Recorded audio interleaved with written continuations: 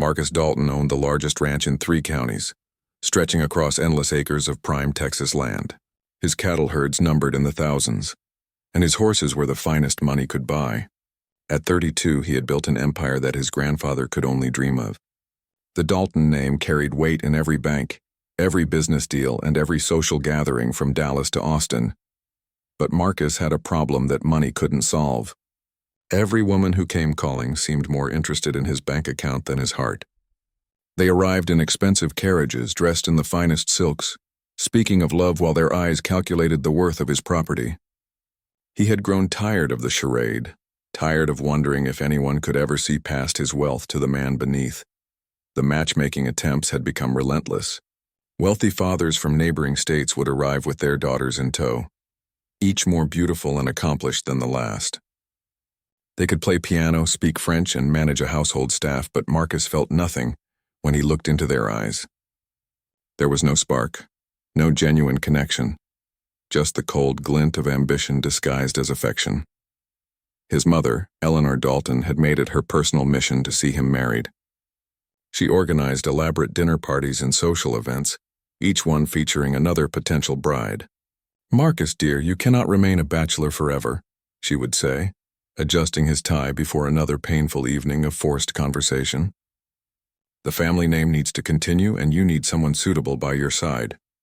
But suitable meant wealthy, well-connected, and socially acceptable. It never seemed to include genuine, kind, or loving.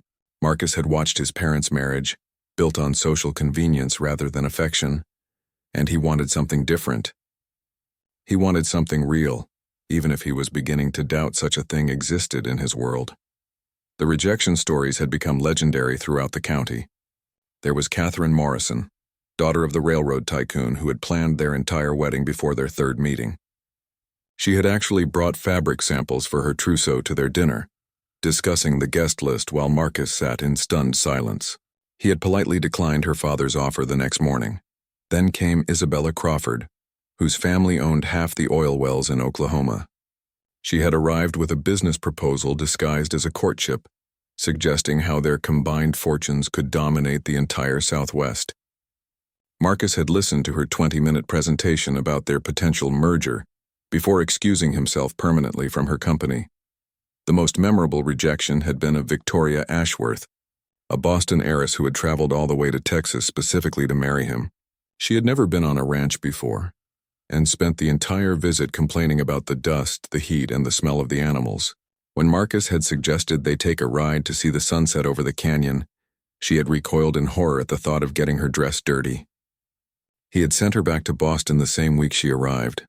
Word of his rejection spread like wildfire through high society circles. Mothers warned their daughters about the impossible standards of Marcus Dalton. Fathers grumbled about his ingratitude and pride. But Marcus didn't care what they said. He had everything he needed except the one thing that mattered most, and he was beginning to believe he would never find it. His ranch hands respected his decision to remain single, though they worried about their boss. They could see the loneliness in his eyes during the long evenings when he would sit on his porch, looking out over his vast holdings, with the expression of emptiness that all his wealth couldn't fill. Jake Murphy, his foreman, had worked for the family for 20 years, and often wondered if Marcus would ever find happiness. The townspeople had mixed feelings about their wealthiest resident. Some admired his independence and refusal to be bought or manipulated. Others thought he had grown too proud and particular for his own good. The local newspaper had even run a humorous article titled "The Uncatchable Bachelor," which had only increased the number of fortune hunters arriving at his door. Marcus had tried to escape the constant parade of suitors by throwing himself into his work. He expanded his operations, bought more land, and improved his breeding programs. But success in business only seemed to attract more attention from women who saw dollar signs instead of the man behind them. He had begun to wonder if this was simply the price of wealth. If genuine love was a luxury that money ironically couldn't buy. As autumn arrived and the social season began anew, Marcus braced himself for another round of introductions and rejections. His mother had already mentioned several new prospects, and he could see the familiar glint of determination in her eyes. But something deep inside him had begun to change. He was no longer just rejecting unsuitable matches. He was beginning to lose hope that a suitable one would ever exist. The vast ranch that had once been his pride now felt like a beautiful prison, and Marcus Dalton, the wealthiest man in 3 counties, had never felt so poor in the things that truly mattered.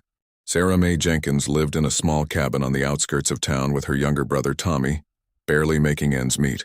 Their parents had died in a wagon accident 3 years earlier, leaving Sarah, then only 19, to care for her 15-year-old brother. She worked multiple jobs to keep food on the table and a roof over their heads, but it was a constant struggle against poverty that seemed to grow harder with each passing month. Her days began before sunrise at the local bakery, where she kneaded dough and tended ovens for a few precious coins. After the morning rush, she would hurry to Mrs. Henderson's house to clean and do laundry, her hands red and raw from the harsh soap and hot water. In the evening, she took in sewing and mending work, squinting by candlelight to repair the clothes of families who had more than she could ever dream of having. Despite their circumstances, Sarah had managed to keep Tommy in school. She believed education was their only path out of poverty, even though it meant going without meals sometimes to pay for his books and supplies. Tommy was bright and eager to learn, but Sarah could see him growing restless as he watched other boys his age working to help support their families. The guilt of being a burden weighed heavily on the young man, though Sarah never let him see her own struggles. The Jenkins family had once been respectable, owning a small but profitable farm outside town. Sarah's father had been a skilled carpenter in addition to farming, and their future had looked secure. But a series of bad harvests, followed by her father's death and then her mother's passing from heartbreak and exhaustion, had left the siblings with nothing but debts in each other. Sarah had been forced to sell the farm to pay off what they owed, keeping only a few precious family belongings and enough money to rent their tiny cabin. The transition from farm owner's daughter to working poor had been brutal, but Sarah faced it with quiet dignity and determination. She never complained, never asked for charity, and never let bitterness consume her spirit. Her appearance reflected her circumstances. She owned only 2 dresses, both carefully mended and remended until the original fabric was barely visible beneath the patches. Her shoes had holes that she stuffed with newspaper, and her hands were permanently stained from her work. But despite her worn clothing and tired eyes, there was something beautiful about Sarah that poverty couldn't diminish. Her smile was genuine, her spirit unbroken, and her heart remained kind despite all the hardships she had endured. The townspeople respected Sarah for her hard work and dedication to her brother, but they also pitied her circumstances. Many of the ladies whose houses she cleaned would whisper about poor Sarah Jenkins and her tragic situation. Some offered charity, which Sarah politely but firmly declined. She was determined to make her own way in the world, no matter how difficult the path might be. Tommy often spoke of the day he would be old enough to work full-time and support his sister the way she had supported him. He dreamed of becoming a lawyer or a doctor, professions that seemed impossibly distant from their current reality. Sarah encouraged these dreams while privately worrying about their immediate survival. Their rent was due in 2 weeks, and she was still $3 short despite working every job she could find.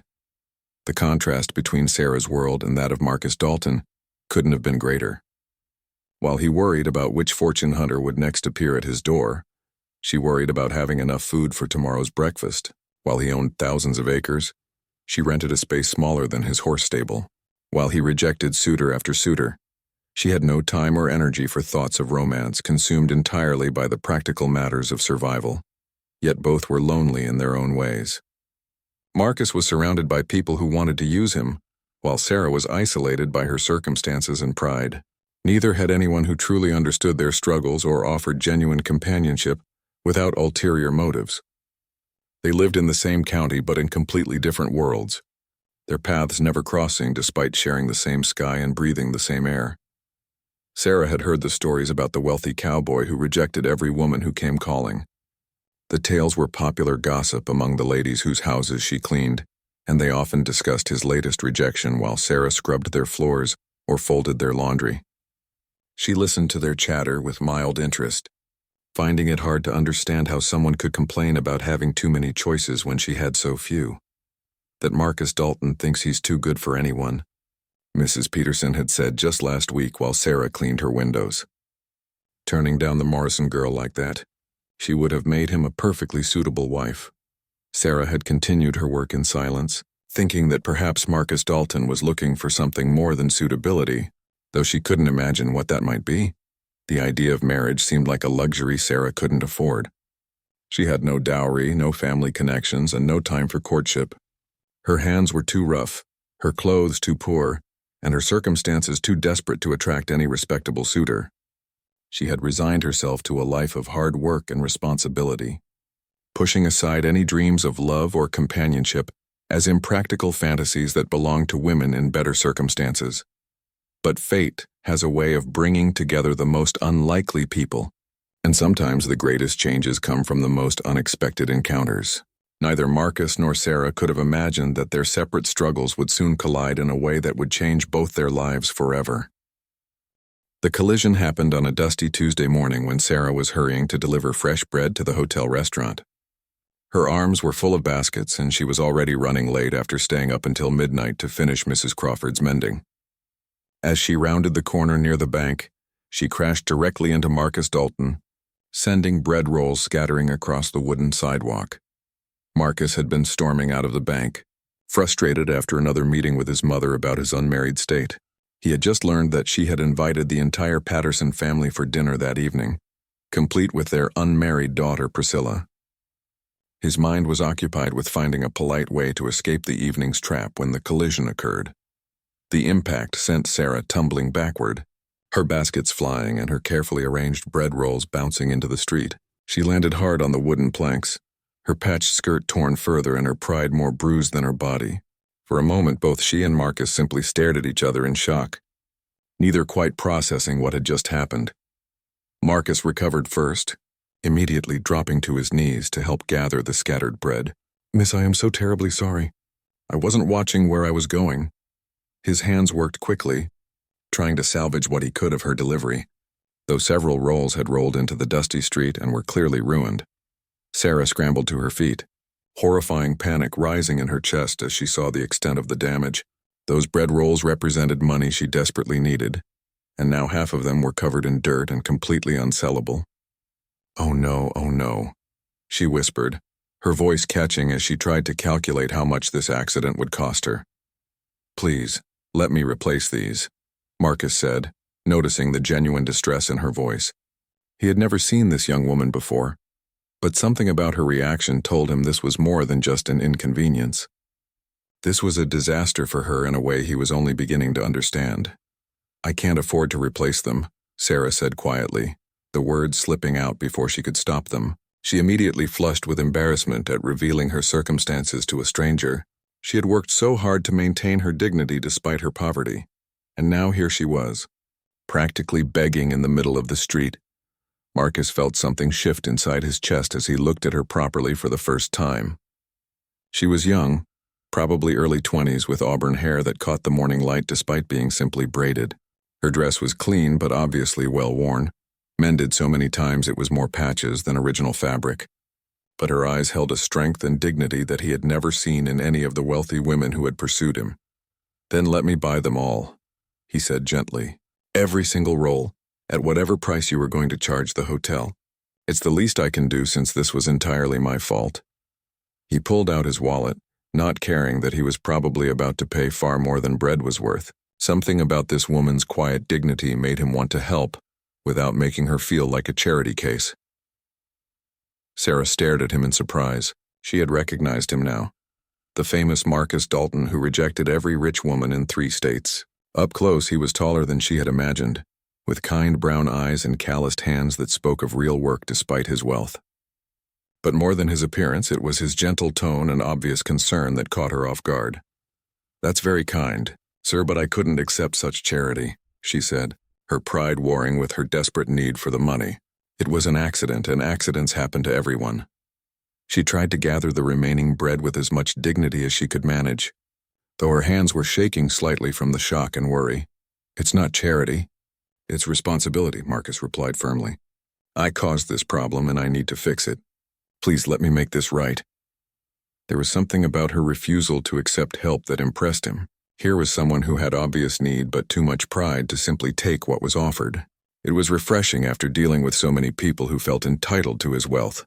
Their eyes met for a long moment, and something passed between them that neither could quite name. For Sarah, it was the first time in years that someone had looked at her with genuine concern rather than pity. For Marcus, it was the first time he had met someone who wanted nothing from him except to be left alone to handle her own problems. "I suppose," Sarah said slowly, "if you insist on taking responsibility, then I cannot refuse. But I'll only accept payment for the bread that was actually ruined." She began separating the damaged rolls from those that could still be sold, her practical nature taking over despite the unusual circumstances. Marcus found himself smiling for the first time in weeks. "You drive a hard bargain, miss." He realized he didn't even know her name, though something told him he very much wanted to learn it. "Jenkins," Sarah replied quietly. Sarah Mae Jenkins. She had heard his name whispered often enough to know exactly who he was, but she saw no point in mentioning that fact. Rich or poor, he was just another person who had accidentally bumped into her on a busy morning. "Well, Miss Jenkins, I'm Marcus Dalton, and I'm very pleased to make your acquaintance, even under these rather chaotic circumstances." He handed her more money than the ruined bread was worth, but not so much as to insult her obvious pride. As Sarah counted the coins, she felt a strange mixture of gratitude and curiosity about this man, who was so different from his reputation. The stories painted him as proud and impossible to please, but the person standing before her seemed genuinely kind and concerned about her welfare. Perhaps, she thought, the gossips didn't know Marcus Dalton as well as they claimed to. Neither of them realized that this chance encounter would be the beginning of something that would change both their lives forever. They simply said their polite goodbyes and went about their respective days. But something had been set in motion that could not be stopped. After their encounter, Marcus found himself thinking about Sarah Jenkins far more than he expected. During the tedious dinner with the Patterson family, while Priscilla Patterson discussed her extensive collection of porcelain dolls, Marcus's mind wandered to the quiet dignity of the young woman who had refused his charity. When Priscilla mentioned her upcoming trip to Paris to buy her trousseau, Marcus thought about Sarah's carefully mended dress and her obvious struggle to make ends meet. The contrast was striking and deeply unsettling. Here was Priscilla, who had never worked a day in her life, planning to spend more on clothes than most families saw in a year. Meanwhile, Sarah Jenkins was probably working late into the night, trying to make up for the income lost during their morning collision. The unfairness of it bothered Marcus in a way he couldn't quite explain. He began noticing things he had never paid attention to before. When he rode through town, he found himself looking for the small cabin where Sarah might live. He wondered what it would be like to worry about rent money or whether there would be enough food for the next meal. His own problems, which had seemed so significant just days ago, now felt petty and self-indulgent. Sarah, meanwhile, was dealing with her own confusion about their meeting.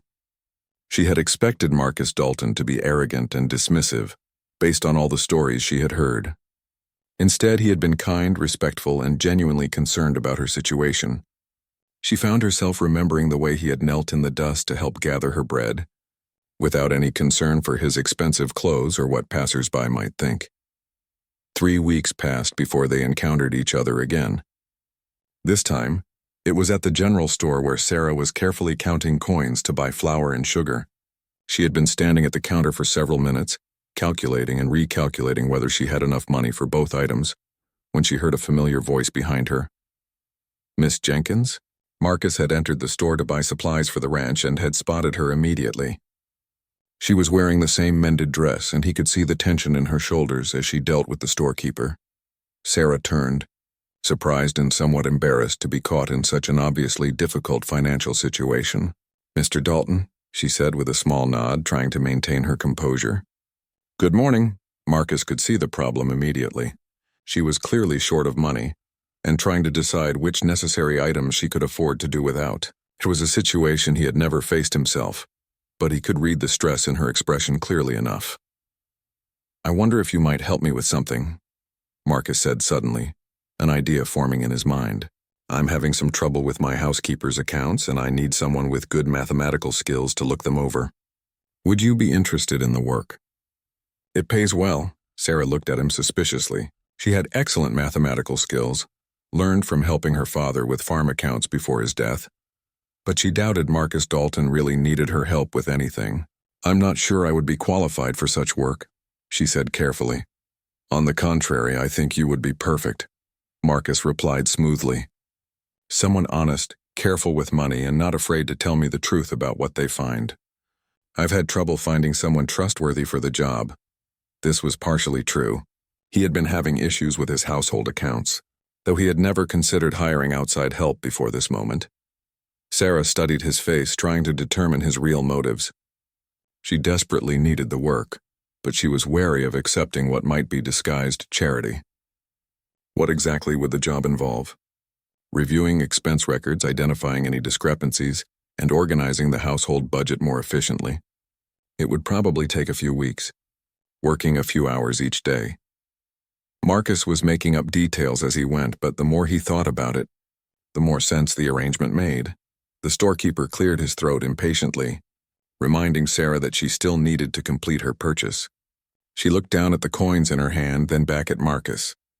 Pride warred with necessity, and necessity won. I suppose I could look at your records, she said quietly. When would you need me to start? Tomorrow morning, if that suits you. Come to the main house around 8 o'clock. Marcus felt a satisfaction he couldn't quite explain. He was helping her, but in a way that preserved her dignity and gave her something valuable in return. After Sarah completed her purchase, buying both the flour and sugar with obvious relief, she walked home with mixed feelings. The job offer felt too convenient to be entirely genuine, but she was in no position to refuse legitimate work. She would take the position, do excellent work, and prove that she earned every penny he paid her. Marcus left the store feeling better than he had in months. He had found a way to help Sarah without making her feel like a charity case, and he would get to see her regularly without the artificial constraints of formal courtship. For the first time since inheriting his wealth, he had found a way to use his money that felt truly worthwhile. That evening, Marcus spoke with his housekeeper, Mrs. Murphy, about the household accounts. To his surprise, she was delighted by the idea of having help organizing the records. Those books are a terrible mess, Mr. Marcus, she admitted. I try my best, but numbers were never my strong suit. Having someone skilled look them over would be a blessing. So the job offer, which had started as an excuse to help Sarah, became a genuine necessity. Marcus found himself looking forward to the next morning with an anticipation he hadn't felt in years. He was about to spend time with someone who wanted nothing from him, except honest work for honest pay. Neither Marcus nor Sarah realized they were about to begin a relationship that would challenge everything. They thought they knew about love, marriage, and what truly mattered in life. They simply prepared for a business arrangement that both hoped would prove mutually beneficial. Sarah arrived at the Dalton Ranch exactly at 8 o'clock, having walked the 3 miles from town in the pre-dawn darkness. The main house was grander than she had imagined, with its wide wraparound porch and tall windows that caught the morning light. She had worn her better dress and braided her hair more carefully than usual, wanting to look professional despite her limited wardrobe.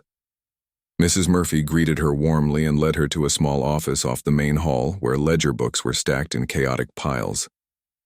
Bless you for taking this on, dear, the older woman said gratefully. These records have been keeping me awake at night. Mr. Marcus's father was very organized, but since his passing, things have gotten quite muddled. The account books were indeed a mess, with entries in different handwriting, missing dates and calculations that didn't add up. Sarah rolled up her sleeves and began the painstaking work of sorting through months of household expenses, supplier payments, and staff wages. It was exactly the kind of detailed, methodical work that suited her careful nature. Marcus found excuses to visit the office throughout the morning, ostensibly to answer questions about various entries, but really just to watch Sarah work. He was impressed by her focus and the systematic way she approached the chaos. She asked intelligent questions and made notes in neat, precise handwriting that was far more legible than his own. You're finding problems already, Marcus observed, looking over her shoulder at a page where she had circled several discrepancies in red ink. Someone has been padding the household expenses, Sarah said matter-of-factly. These grocery bills are nearly double what they should be for a house this size. Either your cook is feeding half the county, or someone is taking advantage of your trust. Marcus felt a flash of anger, not at Sarah's discovery, but at whoever had been cheating him. What do you recommend? I'll need to compare these records with actual inventory and speak with Mrs. Murphy about normal consumption patterns. But you're definitely being overcharged. Probably by the grocery supplier who assumes you won't check the details. Over the following days, Sarah's work revealed a pattern of small but consistent theft that had been draining thousands of dollars from the household budget. She documented everything carefully, building an irrefutable case against the dishonest suppliers who had assumed the wealthy rancher wouldn't notice their inflated bills. Marcus was impressed not just by Sarah's skill, but by her integrity. She could have easily skimmed money for herself during this process, and he would never have known. Instead, she accounted for every penny and refused his offers of bonuses for her excellent work. "I'm being paid fairly for the job I agreed to do," she said when he tried to give her extra money. Taking more wouldn't be right. Her honesty was refreshing after dealing with so many people who saw him as an opportunity for personal gain. More than that, Marcus found himself genuinely enjoying their conversations. Sarah was intelligent and well-read despite her limited formal education. She had opinions on everything from politics to literature, and she wasn't afraid to disagree with him when their views differed. "You really think women should have the vote?" Marcus asked one afternoon when their discussion had wandered far from household accounts. "I think anyone who can read, work, and pay taxes should have a say in how the government spends their money," Sarah replied firmly. Being female doesn't make someone less capable of making intelligent decisions. It was a radical viewpoint for the time, but Marcus found her reasoning sound. She had clearly thought through her positions rather than simply accepting what she had been told. Their debates were stimulating in a way that polite social conversation never was. As the work neared completion, both Marcus and Sarah realized they would miss these daily interactions. The professional relationship had evolved into something that felt suspiciously like friendship, though neither wanted to acknowledge it directly. Sarah was keenly aware of the social gulf between them, while Marcus was trying not to admit how much he looked forward to her arrival each morning. The crisis came when Sarah discovered the extent of one supplier's fraud. The feed store had been charging Marcus for premium grain while delivering inferior quality, pocketing the difference for months. The amount involved was substantial, enough to support a family for years. "You need to prosecute," Sarah said firmly when she presented her final report. "If you let this go, word will spread that you're an easy mark. Every supplier in 3 counties will try to cheat you." Marcus knew she was right, but he also knew that pursuing prosecution would require Sarah to testify about her findings. This would make her enemies among the business community, potentially costing her other work opportunities in a town where everyone knew everyone else's business. "I can't ask you to testify," he said quietly. "It could hurt your reputation and your ability to find work." Sarah looked at him steadily. "Mr. Dalton, are you asking me to help you recover stolen money? Or are you asking me to be a silent witness to theft?" Her question was direct and challenging, cutting straight to the heart of his dilemma. The question hung in the air between them, loaded with implications neither was quite ready to explore. But Sarah's willingness to risk her own interests, to help him seek justice, told Marcus something about her, character that all her careful work on his accounts had only hinted at. This was a woman who would stand by her principles regardless of the cost to herself. She was offering to be not just his employee, but his ally in fighting for what was right. The realization hit Marcus with stunning force. Sarah Jenkins was nothing like the fortune hunters who had pursued him. She was something far more rare and precious than he had ever dared to hope he might find. Marcus stared at Sarah's question, understanding that her words meant far more than their surface meaning. She wasn't just asking about testimony in a fraud case. She was asking whether he wanted someone who would stand beside him through difficulties, someone who would choose principle over convenience, someone who would be his partner rather than his dependent. "I suppose," Marcus said slowly, "what I really need is someone who would be willing to be both, a wife and a witness to whatever challenges life might bring." Sarah's heart stopped for a moment, unsure if she had heard him correctly. The wealthy rancher who had rejected every suitable woman in 3 states was sitting in his office, surrounded by account books and evidence of fraud, asking her the question that would change everything. "Mr. Dalton," she said carefully, "are you proposing marriage or offering me a job as your accountant?" Her directness was both a defense mechanism and a test. If he was serious, he would need to be clear about his intentions. Marcus stood up and walked to the window, looking out over the vast ranch that had been both his pride and his prison. "Miss Jenkins, in the past month working with you, I have learned more about myself than in all the years before. You've shown me what integrity looks like, what real partnership could be, and what it means to have someone care more about doing what's right than about personal gain." He turned back to face her, his expression serious and vulnerable in a way Sarah had never seen before. "I'm not offering you a job, and I'm not making a business proposition. I'm asking if you would consider becoming my wife, not because of what you might gain from the arrangement, but because of what we might build together." Sarah felt tears prick her eyes, though whether from joy or fear, she couldn't tell. "Marcus," she said, using his first name for the first time, "I have nothing to offer you. No dowry, no social connections, no family name. I'm a poor girl who cleans houses and takes in sewing. Your mother would never approve, and society would never accept me. My mother will learn to love you as I have," Marcus said firmly. "And if society doesn't accept you, then perhaps we need to find better society. Sarah, I don't want what those other women offered. I don't want someone who sees me as a prize to be won or a fortune to be managed.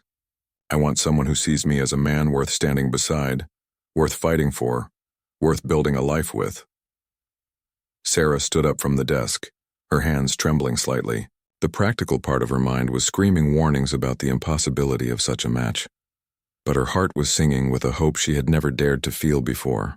"And if I said yes? If I agreed to be your wife and your witness to whatever comes? What then?" "Then we face whatever challenges come together," Marcus replied.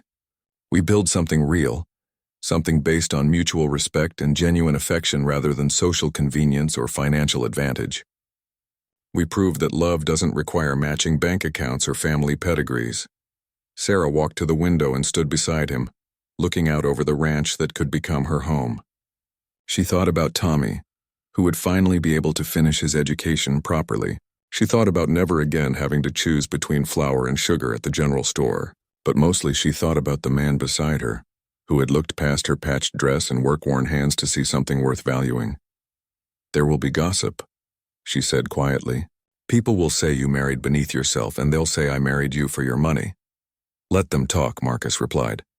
"We'll know the truth, and that's all that matters. Besides, I think you've already proven you're not interested in my money. You've had access to my accounts for weeks and haven't taken a penny more than you earned." Sarah smiled at that, remembering how careful she had been to document every expense and justify every charge. "I suppose I have established my credentials as someone not interested in your fortune. So what do you say, Sarah Mae Jenkins? Will you marry me? Will you be my wife, my partner, my witness to whatever life brings us?" Sarah turned to face him fully, seeing in his eyes the same mixture of hope and vulnerability she felt in her own heart. This wasn't the fairy tale romance of storybooks, where the poor girl is rescued by the prince. This was something better. Two people who had found in each other exactly what they had been missing, who could build a life based on genuine compatibility and mutual respect. "Yes," she said simply. "Yes, I'll marry you, Marcus Dalton. I'll be your wife and your witness, and we'll face whatever comes together." Their first kiss was gentle and tentative, sealed not just their engagement, but the beginning of a partnership that would prove to the world that real love had nothing to do with social status or financial equality. They had found in each other something far more valuable than wealth or position. They had found home. The wealthy cowboy who had rejected every suitable woman had finally found his perfect match in the poor girl who asked not what she could gain from him, but what she could give to him. And Sarah, who had never dared dream of anything beyond survival, discovered that sometimes the most unexpected proposals lead to the most extraordinary lives.